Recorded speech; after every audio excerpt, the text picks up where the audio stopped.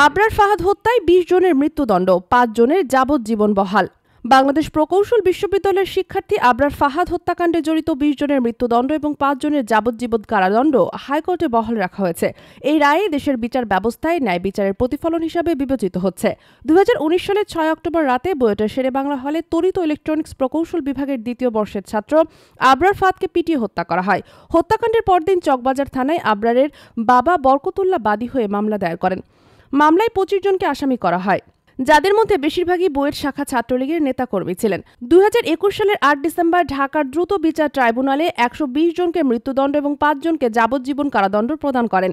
এই রায়ের বিরুদ্ধে আসামিরা আপিল করেন এবং ডেথ রেফারেন্স হাইকোর্টে প্রেরিত হয়। ২০২৪ সালের ২৪ ফেব্রুয়ারি হাইকোর্টে বিচারপতি এ.কে.এম. আসাদুজ্জামান ও বিচারপতি সৈয়দ এনায়েত হোসেনের সমন্বয়ে গঠিত বেঞ্চ আপিল ও ডেথ রেফারেন্সের শুনানি শেষে রায় ঘোষণা করেন, যেখানে নিম্ন আদালতের রায় বহাল রাখা হয়।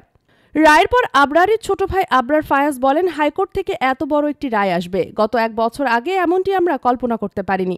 তবে মৃত্যুদণ্ডপ্রাপ্ত আসামি মুনতাসির আল জেমির পালিয়ে যাওয়ার বিষয়ে তিনি হতাশা প্রকাশ করেন এবং বলেন, এমন একজন আসামি যিনি আবরার ফাহাদকে ডেকে নিয়ে গিয়েছিলেন, তার পালিয়ে যাওয়ার বিষয়টি ৬ মাস পরে কেন জানানো হলো সেটি আমাদের বোধগম্য নয়। মৃত্যুদণ্ডপ্রাপ্ত ২০ আসামির মধ্যে ৪ জন পলাতক রয়েছে। হাইকোর্টের রায়ের পর তাদের গ্রেপ্তারে আইনশৃঙ্খলা বাহিনী তৎপর রয়েছে। এদিকে যাবজ্জীবনপ্রাপ্ত ৫ আসামি কারাগারে রয়েছেন। আবরার ফাহাদ হত্যাকাণ্ডের দেশের শিক্ষাঙ্গন ও সাধারণ মানুষের মধ্যে গভীর শোক ও ক্ষোভের সৃষ্টি করেছিল। এই রায়কে অনেকেই ন্যায় বিচারের বিজয় হিসেবে দেখেছেন। তবে আসামিদের মধ্যে কেউ কেউ পলাতক থাকায় বিচার প্রক্রিয়ায় পূর্ণতা নিয়ে প্রশ্ন উঠেছে। আবরার ফাহাদ হত্যাকাণ্ডে জড়িতদের শাস্তি দেশের বিচার ব্যবস্থার প্রতি জনগণের আস্থা বাড়িয়েছে। তবে পলাতক আসামিদের দ্রুত গ্রেপ্তার করে শাস্তি কার্যকর করা ন্যায় বিচারের স্বার্থে জরুরি। এটি ভবিষ্যতে এমন নৃশংস ঘটনার পুনরাবৃত্তি রোধে গুরুত্বপূর্ণ ভূমিকা পালন করবে।